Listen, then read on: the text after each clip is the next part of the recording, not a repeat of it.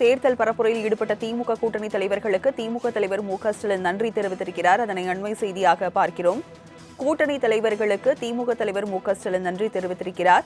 என் மீது வைத்துள்ள நம்பிக்கையையும் தேர்தல் களத்தில் வழங்கிய ஒத்துழைப்பையும் என்றும் மறக்க மாட்டேன் என்றும் திமுக தலைவர் மு.க.ஸ்டாலின் நன்றி தெரிவித்திருக்கிறார். விவரங்களை செய்தியாளர் செலினா வழங்க கேட்கலாம். செலினா, திமுக தலைவர் மு.க.ஸ்டாலின் என்ன பதிவிட்டிருக்கிறார்? விவரங்கள் என்ன?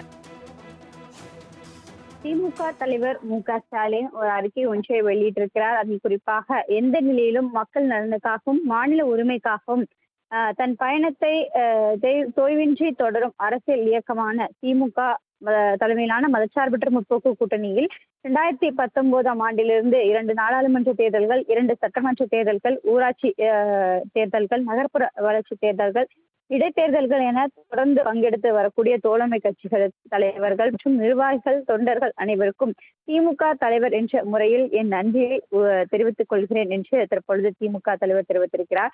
2026 சட்டமன்ற தேர்தல் களத்தில் மதச்சார்பற்ற முற்போக்கு கூட்டணியில் மேலும் புதிய கட்சிகள் இணைந்து மாநில நலனுக்கான குரலை ஓங்கி ஒலிக்கக்கூடிய நன்றியும் நினைவு கூறுகிறேன் என்று தெரிவித்திருக்கிறார். திமுக தலைவரான கூட்டணியில் பங்கெடுத்து தேர்தலில் போட்டியிட்ட கட்சிகள், போட்டியிட முடியாமல் போட்டியிட விருப்பமில்லாத கட்சிகள், அதே போல தேர்தல் அரசியலுக்கு அப்பாற்பட்ட கட்சிகள், இயக்கங்கள் ஆகியவற்றின் தலைவர்கள் என அனைவரும் என் மீது வைத்திருக்கக்கூடிய நம்பிக்கையும் தேர்தல் களத்தில் வழங்கிய ஒத்துழைப்பும் என்று மறக்க மாட்டேன் என்று தெரிவித்திருக்கிறார்.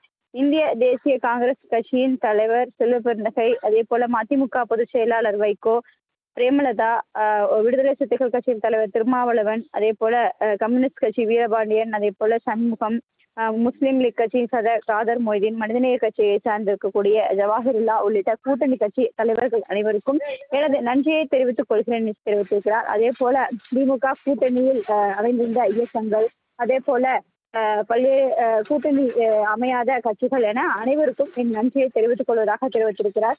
93 வயதிலும் தமிழ்நாடு முழுவதும் பயணித்து பரப்புரை மேற்கொண்ட கி வீரமணி அவர்களுக்கும், அதே போல போட்டியிட தொகுதிகள் தேவையில்லை என்று தொடர்ந்து அவர் திமுக கூட்டணிக்கு ஆதரவு தெரிவித்துக் கொண்டதையும் தற்பொழுது பாராட்டி இதுக்கான நன்றியை தெரிவித்துக் கொள்வதாக தெரிவித்திருக்கிறார். குறிப்பாக மதச்சார்பற்ற முற்போக்கு கூட்டணியின் தலைவர் என்ற முறையில் கூட்டணி தொடர்பான பேச்சுவார்த்தைகள், தொகுதி பங்கீடுகள், ஒப்பந்தங்கள், பரப்புரைகள், பணிகள் அனைவருமே பொறுப்புடன் ஏற்று செயல்பாட்டினை என்ற முறையில் தேர்தல் அரசியல் களத்தில் பெரிய தன்மையில் எந்த ஒரு கட்சி தலைவருக்கோ அதன் நிர்வாகிகளுக்கோ சிறிதளவு கூட மனம் நோங்காமல் தொடர்ச்சியாக பணியாற்றி வந்தவர்கள் அனைவருக்கும் நன்றியை தெரிவித்துக் கொள்வதாக தெரிவித்திருக்கிறார். தேர்தல் முடிவுக்கு பிறகு பெரும்பாலான தோழமை கட்சிகள் கொள்கை தோழமை உணர்வோடு மாறாமல் திமுகவோடு தொடர்ந்து பயணிப்பதை வெளிப்படையாக தெரிவித்திருப்பது என்பது திமுக மீது தோழமை கட்சி தலைவர்களுக்கு வைத்திருக்கக்கூடிய உறுதிப்பாட்டை வெளிப்படுத்துகிறது என்று தெரிவித்திருக்கிறார்.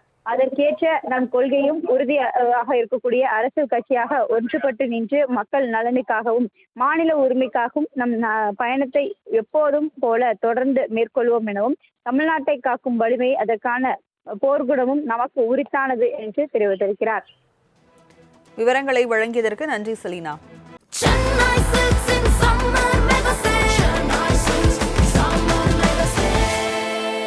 The Chennai Silks in Mega Summer Sale.